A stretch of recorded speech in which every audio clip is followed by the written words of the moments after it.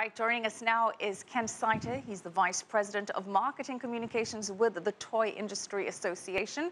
Ken, good to have you with us. Thank you. Now, the Toy Fair has always been the largest toy show in the Western Hemisphere.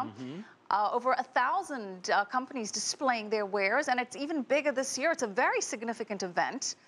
Tell me about some of the trends we saw in this year's Toy Fair.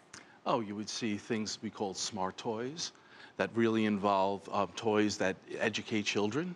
There is the acronym STEAM, which is science, technology, engineering, arts, and manufacturing, and mechanics. And that really, helps children develop in all of these different areas and helps further them in their academic career, basically. So that's one. There's another one called Mini Madness, believe it or not, many things in miniature. We don't have them here. Well, we have a couple of items. I was going to say, is this where this little fellow comes in? Yeah, that's one little example, but there's several that you see, and there's a lot of reasons for it. What are some of the reasons for the Mini Madness? Well, one is price points. Okay. They can be very inexpensive. Also, portability. So many young moms and dads are traveling with their children or they're driving their children somewhere, and if they're able to carry along some of their toys, that's very helpful.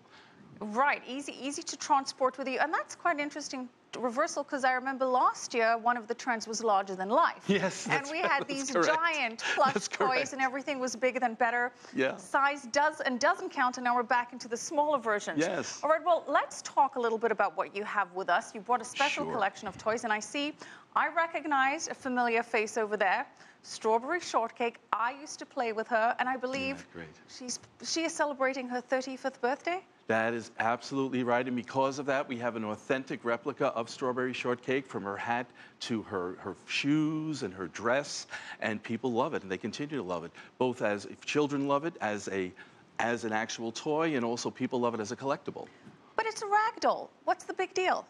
I mean, with all the technology that we have, there's still place for an old favorite like Strawberry Shortcake?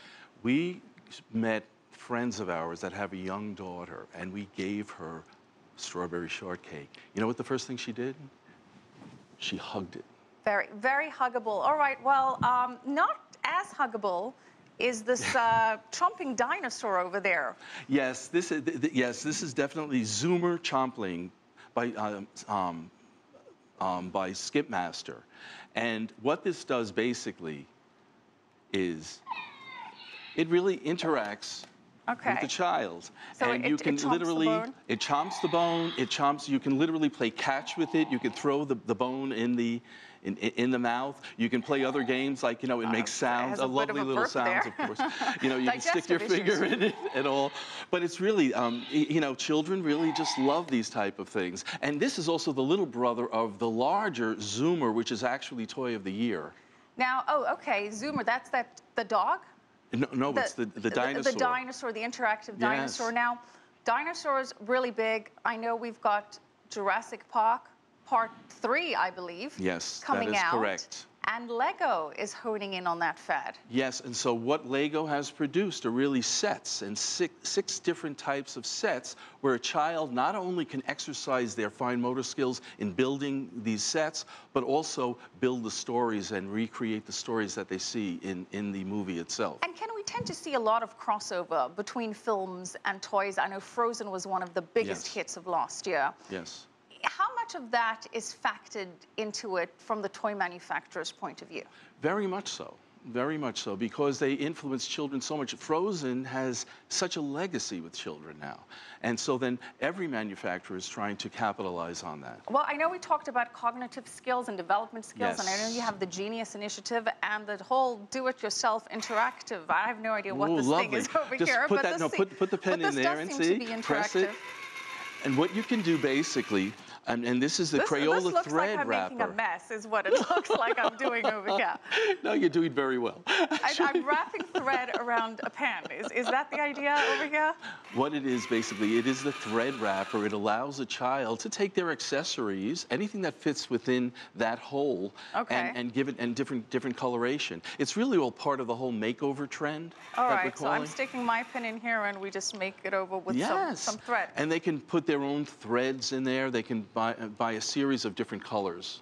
Okay, very quickly, talk me through what we've got left. This is Lego, part of the This is really the Jurassic Park theme. part of Lego. And this is that miniature trend we discussed. Now, Ken, the U.S. economy has been improving. Gas prices are lower. Is this translating into people having more disposable income to spend on toys? Yes.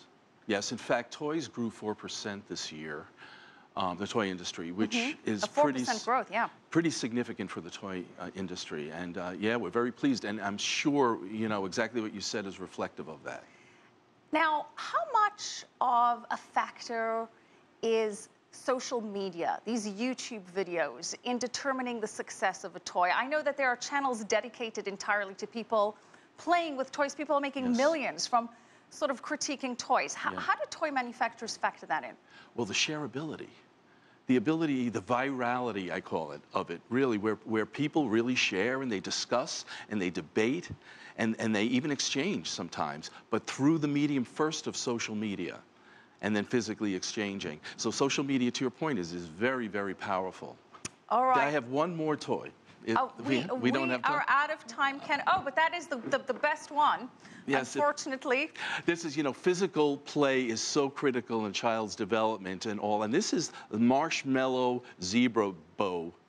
Okay. Oh, great. All right. I think you just got our camera guy over there. You can load. All right. Well, you load that with marshmallows, and it's fun, and you can eat it. And I hope. And it's exercise. And I hope Tommy's okay over there. All right. We're going to have to leave it there. Thank you so much, Ken Seiter, VP of Marketing Communications with the Toy Industry Association. Well.